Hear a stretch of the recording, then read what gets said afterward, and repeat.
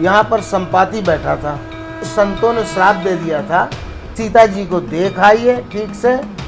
90 योजन से अधिक कोई नहीं बोल रहा था, 90 योजन से अधिक कोई नहीं बोल रहा था।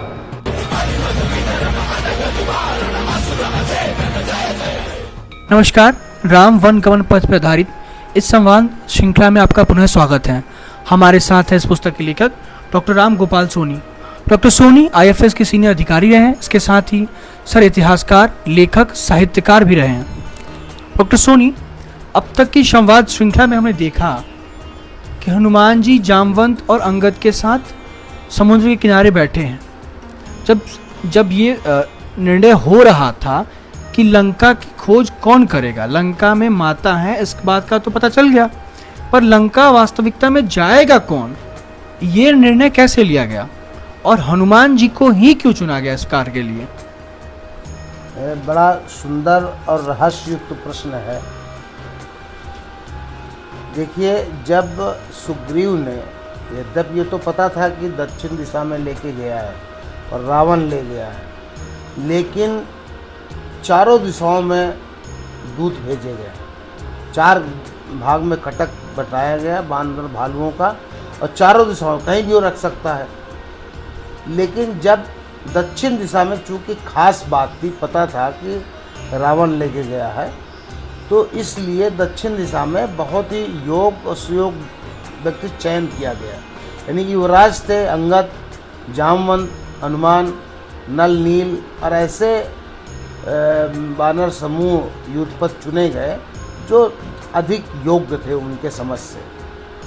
जब चलने लगे तो भगवान राम ने हनुमान जी को बुला के खास तौर से अपनी मुद्रिका राज चिन्ह दिया। भगवान ने स्वतः दिया हनुमान जी को। तो ये मतलब भगवान तो परम ब्रह्म है, उनको तो सब मालूम है, तो लीला कर रहे हैं। उनको मालूम है कि हनुमान जी जाएंगे, नहीं तो हनुमान जी को देते, समूह को देते, अंगद को देते जो उस ग्रुप का लीडर था। तो ये भगवान को पहले से मालूम था कि काम तो यही करेंगे, ठीक है। तो अब यहाँ पर जब समुद्र किनारे पहुँच गए, उस तपस्विनी के द्वारा जो उस गुफा में मिली थी, और उसने अपने मंत्र शक्ति से संपूर्ण वानर समूह, भालू समूह को और एकदम से बोले आंख बंद करिए और पहुंचा दिया। यहाँ पर संपाति बैठा था, जटायु का जो बड़ा भाई था, और जब वो सुन लेता जटायु के बारे में तिलांजलि देता है। फिर जैसे वो बताता है कि मैं देखूं तुम नाही गीधें दृष्टि अपार, मैं देख रहा हूँ कि सीता जी अशोक वाटिका में बैठी हैं लंका में। तो उसने बताया कि जो नाघय सतयोजन सागर करई सो राम काज मति नागर, जो भी व्यक्ति 100 योजन समुद्र को कूद जाएगा वही भगवान राम का काम करेगा। और ये बताते ही संपाति के जो पंख जले हुए थे पुनः नवीन हो जाते हैं, उड़ने लायक हो जाते हैं पंख। तो वो खुद कहता है कि देखो तुम लोग क्यों डर रहे हो, तुम तो राम के दूत हो। जब मैं केवल बताने भर से मेरे पंख पुनः नवीन हो गए तो आपका काम होगा। अब ये प्रश्न उठता है कि भाई कौन जाएगा।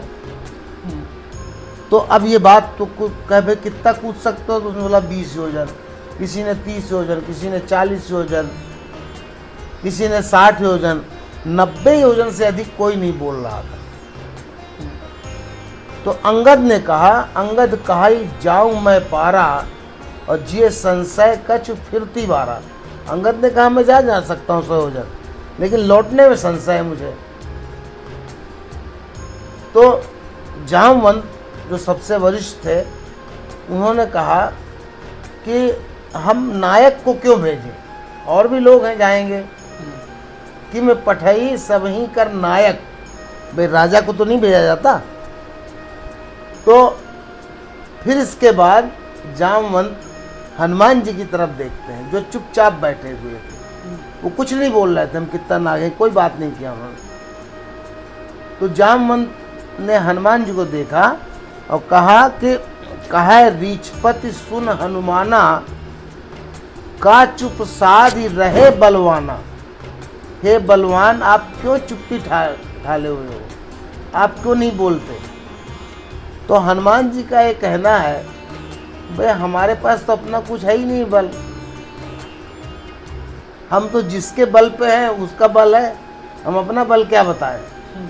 तो हनुमान जी चुप हो जाते हैं, क्योंकि हनुमान जी को कुछ संतों ने श्राप दे दिया था कि आपको अपनी ताकत भूल जाएगी, जब तक कोई याद न दिलाए तो आपको अपनी शक्ति का भूल जाओगे आप, क्योंकि बचपन में उत्पात करते थे, इसका फेंक दिया, कुछ कर दिया, तो उन्होंने कहा आपकी ताकत ही भूल जाएगी। ये एक तरह से श्राप नहीं, ये वरदान था कि तब तक गोपनीय रहे, और जब यहाँ ज़रूरत पड़ी तो जामवंत जो कि ब्रह्मा के मानस पुत्र थे, तो उनको सारी चीज़ों को पता था, तो उन्होंने उनको शक्ति का याद दिलाया।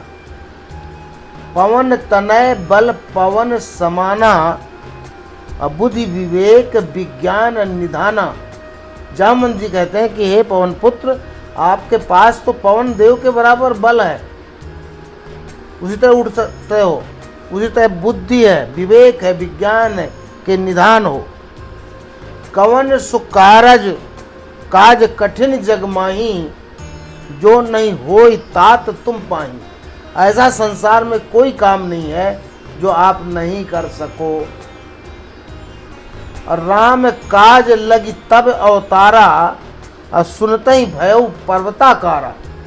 जैसे ही जामवंत जी ने कहा कि आपका तो अवतार ही भगवान राम के काम के लिए हुआ है, ऐसे सुनते ही हर्ष से पर्वताकार शरीर बढ़ जाता है। हनुमान जी के पास ऐसी 9 सिद्धियां थी, वो छोटा कर सकते थे रूप, कोई रूप बना सकते थे, बड़ा कर सकते थे, विशाल कर सकते थे, ये सिद्धियों का था। कनक वरण बनते तन तेज विराजा, मानव अपर गिरिन कर राजा। और सिंहनाद करी 12 लीला ही नागौ जल निधि खारा। बोले मैं लीला से ही, ऐसे ही सहजता से ही इस समुद्र को मैं लांघ सकता हूँ। और सहित सहाय रावण ही मारी, आनौ यहाँ त्रिकूट उपारी। सहायकों सहित रावण को मारकर लंका को उखाड़ के ला सकता हूँ। जामवंत मैं पूछूं तो ही, उचित सिखावन बीजय मोहि। लेकिन हे जामवंत जी, मैं आपसे पूछता हूँ कि आप मुझे क्या करना है, उचित हमको शिक्षा दीजिए कि क्या करना क्या है। तो जामवंत जी ने कहा, इतना करहु तात तुम जाई, और सीता ही देखी कहु सुधि आई। आपको इतना करना है कि सीता जी को देख आइए ठीक से, और फिर उनसे मिल करके, और फिर उनका सूचना दे दीजिए कि कहाँ है। तब निज भुजबल राजीव नैना, और कौतुक लाग संग कपि सेना। इसके बाद भगवान राम अपने भुजाओं के बल से और सभी भालू बंदरों को साथ लेकर के और रावण को मार करके और सीता जी को छुड़ा लाएंगे। तो इस तरीके से जामवंत को जब याद दिलाया तो फिर उन्हें याद आ गया अपनी ताकत, और फिर उन्होंने जो है भगवान हनुमान जी कहते हैं, तुलसीदास जी ने बड़ा सुंदर लिखा, जामवंत के वचन सुहाए, सुन हनुमंत हृदय अति भाए। और तब लगी मोहि परखेउ तुम भाई, सही दुख कंद मूल फल खाई। जब लगी आवो सीता ही देखी, होई काज मोहि हर्ष विषेकी। मुझे बड़ा प्रसन्नता हो रही है, ऐसा लग रहा है कि काम होगा, तब तक आप मुझे मेरा इंतजार करिए। यह कहीं नाई सबन कहा माथा, चले वो हर्ष ही धरि रघुनाथा। अब देखिए, अब यहाँ से कूदना है। ये तो पता है कि बता दिया संपाति ने कि 100 योजन है, यानी 400 कोस, यानी लगभग 1300 किलोमीटर लंका है। तो इसके लिए भाई कूदने के लिए उतनी ताकत लगानी पड़ेगी। न्यूटन का 3rd लॉ है ना, जितनी ताकत से आप उछलोगे उतने ताकत से नीचे जाएगी कोई चीज़। तो अब उन्होंने एक छोटा सा जो टीला था समुद्र का पास में, पर्वत शिखर, तो वहाँ पे चढ़ जाते। सिंधु तीर एक भूधर सुंदर, और कौतुक कूद चढ़े उता ऊपर, उसके ऊपर चढ़ गए। बार बार रघुवीर सम्हारी, और तरके उत्पवन तनय बल भारी, जय गिर चरण देई हनुमंता, अचला सुगा पाताल तुरंता। जितनी ताकत से वो इधर उछलते हैं उतनी ही ताकत से वो पहाड़ जो है पाताल में धंस जाता है। न्यूटन का थर्ड लॉ।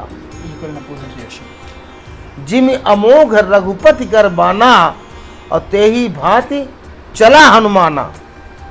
देखिए जैसे कि भगवान राम का बाण जो अमोघ है, ब्रह्मांड में जा सकता है, ऐसे ही तेजी से हनुमान जी उड़ते हुए जा रहे हैं। अब उड़ते हुए जा रहे हैं तो समुद्र ने विचार किया कि अरे ये कहीं रास्ते में थक न जाए। तो मैनाक पर्वत एक समुद्र में डूबा हुआ था। तो मैनाक को कहते हैं समुद्र की आप बीच में रास्ता विश्राम बना दो रहने के लिए, आप ऊपर उठ जाओ और रह जाओ। क्यों? मैनाक को पवन देव ने बचाया था। इंद्र जो है इनके पंख काट रहे थे, तो पवन देवता ने बताया था भाई पवन देव के पुत्र हैं, तो आप जाके इनको बीच में आश्रय स्थल दीजिए, समुद्र के बीचों बीच। तो वो मैनाक ऊपर आ जाता है। हनुमान जी देखते हैं कि ये एक तो पहाड़ है, रुकने के लिए कह रहा है। वो कहा कि आप रुक जाइए थोड़ी देर, मैनाक पर्वत ने बोला। तो हनुमान ते ही परसा तो छू देते हैं। अकर पुन कीन प्रणाम, और राम काज कीन्हे बिना, मोहि कहाँ विश्राम।